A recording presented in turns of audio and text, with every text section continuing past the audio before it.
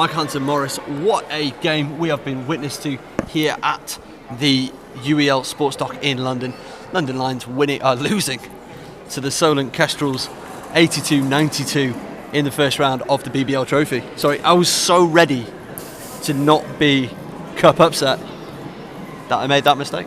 Well, that's because it's a trophy, Darren. It's a trophy upset and arguably one of the biggest shocks in British basketball history. I think potentially everyone knew coming in this Solent team were one of the best Division 1 teams in a long time, but to actually come in, knock off the defending league champions at the home venue, some feat by Matt Guyman and his team today, and to be honest, I think they were fully deserving of the victory. I don't think anybody can disagree with that they weren't completely deserving of the victory, but what were some of the keys for you to the victory? I mean, you just look at the way they controlled the paint today. Travis Charles, 26 points. Jonathan Lashley, 21. That's the two post scores combining for 47 points. Solent ended up with 54 points in the paint compared to Lions 26. And Brandon Peel and Ali Chu had some success at times, but it was limited compared to what Solent had inside. They were pretty evenly matched on the boards. Both teams really competitive, but for me, Charles and Lashley outplayed Two and Peel, and from there it was going to be a tough afternoon for Lions, missing obviously Ovi Soko, big piece, and really no one else really stepped up outside of Robinson and Peel for the Lions tonight. So that's my question, like what went right for Kestrels, but what also went wrong for the Lions today? I just think they struggled early to score. Obviously I think they were 2 of 10 from 3 early in the game. They got hot in the second to go, but they just never found any consistency.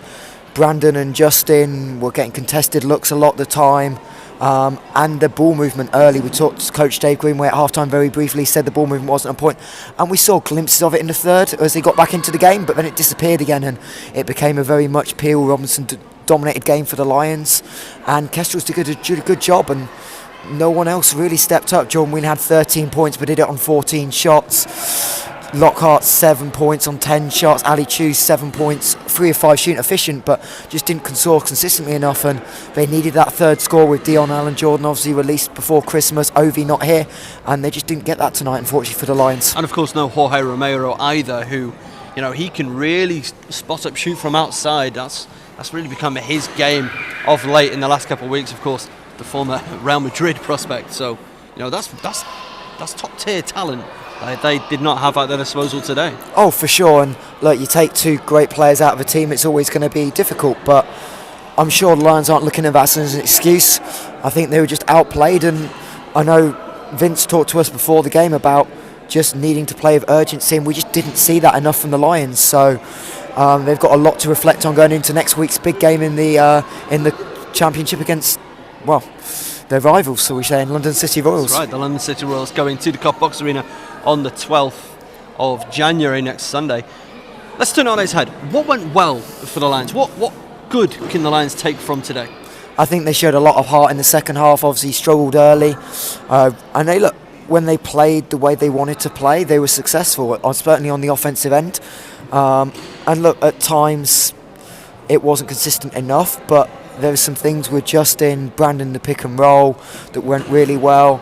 I think they'll be pleased with the way Jordan Whelan was aggressive again on the offensive end, really starting to find a rhythm and playing more and more minutes every week as it seems. So perhaps Jordan's one that's impressed Vince at the moment. And look, the offensive rebound, they were great today. 19 offensive rebounds, they just didn't convert them. Yeah. So once you tidy up some finishing around the rim, you'll get some more points on the board. And to Solent, like what does this do for them as a basketball team? What does it do for them moving forward with their programme? You'll have to ask Matt Guyman how he thinks at 6 o'clock tomorrow when they're in Essex at half time how today affects them. But look, everyone's been saying recently what a Division 1 side they are. It's hard to say they've been dominating the league, but they're 3 losses clear, won most of the games by double digits, and they've blown some teams out by 50 plus. So they've been a real force in Division 1 this year. And look, a really balanced roster. And again, we talk about injuries for Lions. No Elliot Sentence for Solent, who's their leading Brit, one of their best players, and their leading scorer on the season as well. So and was just getting into form just before his injury as well.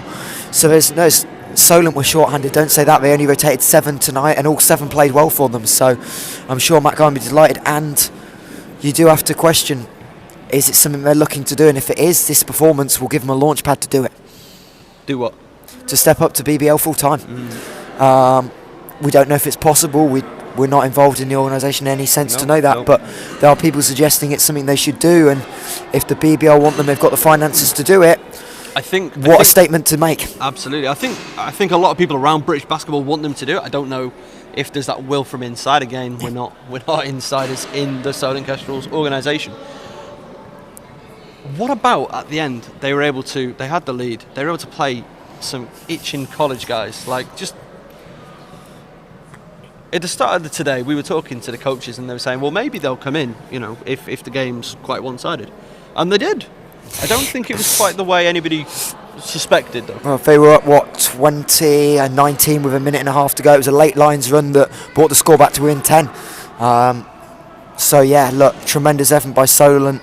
I'm sure Matt delighted to get a couple of the younger academy kids in, and even then they're flying around the court. The bench got a technical because one of the academy comes in, knocks the ball loose, dives on the floor, goes out of bounds, but the bench gets a technical for the support. Basilo with the hustle play, and look, the bench up. But you got to look, all 7 guys that played today for Solent contributed, 5 in double digits. We've talked about Charles and Lashley together, but Ian Smith really stepped up in the third on the pick and roll to get them going.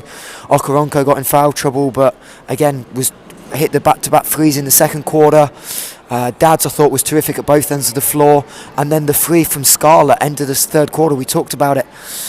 Deep three, a couple of metres outside the 3-point line, knocked it down, and that felt like any momentum Lions maybe had. That's where Solent got back in it, and were really confident the whole way. And you can't say they didn't deserve to win, because they dominated really from start to finish. No, this was not a snatch and grab. This was the Solent Kestrels playing Solent Kestrels basketball to their absolute highest level possible. I was talking to Travis Charles post game, and I said that you guys were basically perfect, and he agreed with that mostly. He said, yeah, mostly what we did came off, and we had things in reserve that they didn't need to use. So what a fantastic performance from them.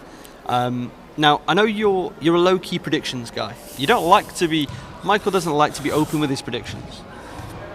Who they're going to face in the second round? Is it going to be the Manchester Giants? Is it going to be the Worthing Thunder? They meet tomorrow. Is it 5 p.m? 5 p.m. at George Carnell, yeah. Look, based on today, and purely today, how do you not say Worthing are favourites? You've got a top 5 BBL team being beaten by a team in Division 1. You've got a top 3 Division 1 team going to a lower-end BBL team. Is there an argument that Worthing, with all their experience, Zaire Taylor, Alex Woonley, both BBL vets, young Cameron Hildreth, if Giants aren't at full strength, you question it, but you always see BBL experience closing games out. The likes BBL of James Jones, Dave, Alex Awumi. Yeah, no, that's what I'm saying. Zaire Taylor. But the lack of inner clutch games, especially with youngsters like Cameron Hildreth, they're top notch. But closing out a game is normally the hard bit, and something Giants have struggled with this year. They've lost a couple down the stretch recently, but the likes of James Jones, those players know how to get it done. I think it'll be a great game. If you had to press me, I'd give Worthing the slight edge, but I really think it'll be a great competitive game tomorrow. And look, whoever it gets, can you not back the Solent Kestrels in round 2 against either of those sides? Absolutely not. I mean, they're unbeaten in the league this year. They're unbeaten in the cup this year, and we can see precisely why. Absolutely domination from them. Is this the time where we can talk about, let's properly open up the trophy, let's make it a properly national competition? I want to see all NBL D1 sides in this, I want to see all BBL sides in this, and I want to see some invites from Scotland, from Wales. Let's make this a big national competition. Everybody goes in at the first round, no bye. Well, there'll probably end up being some byes, but I've not thought this through. But is it time to properly open up? Because we could get more days like today. Everyone always is on about the love of the FA Cup and football, love of knockout competition. It would be different, but this is one result. We had one last year. I think it needs to become a more consistent basis. Look, you obviously invited sides lose by 60 in some years, so there is a balance. I know when I was at Derby, 3-4 years ago, we had the Eagles, got absolutely destroyed. and we were good Division 1 side at the side, had a good game plan, and we were down 30 at half time. So there is an argument that the top level BBL teams aren't there yet, but it would be interesting to see. Look, I can speak a little bit selfishly. I'd love to do it in WBBL as well. Oh yeah, oh definitely. Open it up to some of the WB sides, have a go and one of the knockout competitions. I think there's some steps to go, but let's see how formats evolve. The Cup evolved this year. Maybe the trophy evolves again. Maybe the Cup reformats to a knockout competition trophy for BBL. It can go numerous ways. And look, it's not really an argument. It's if the league expands. If BBL expands, then you don't need more stuff. So let's see what happens over the coming months. But it will be a discussion point that some people will talk about. We'll definitely be talking about it over on Focus Hoops and, of course, on the Below the Rim podcast. Thank you so much, Michael Hanson-Morris, for joining me. Are there any final comments from yourself? No, I just think look forward to what's next, and it'll be interesting to see this Solent side go on a potential trophy run if they can get past a Worthing or a Manchester. Two-legged semi-final waits. Let's see what happens. On today's basis, you can't rule them out of a trophy run, and I'm sure for now the focus will be back on the league and the National Cup, but this Solent team will have a challenge, and let's also see how the Lions bounce back. They will not like today's result. They will not be happy with their performance. The coaching staff will want to make changes. So let's see what comes of it from today and see how Lions bounce back, because it's a test of character losing to a team that you are expected to beat. Final score from the UEL Sports Dock in London. The London Lions 82, the Solent Kestrels 92.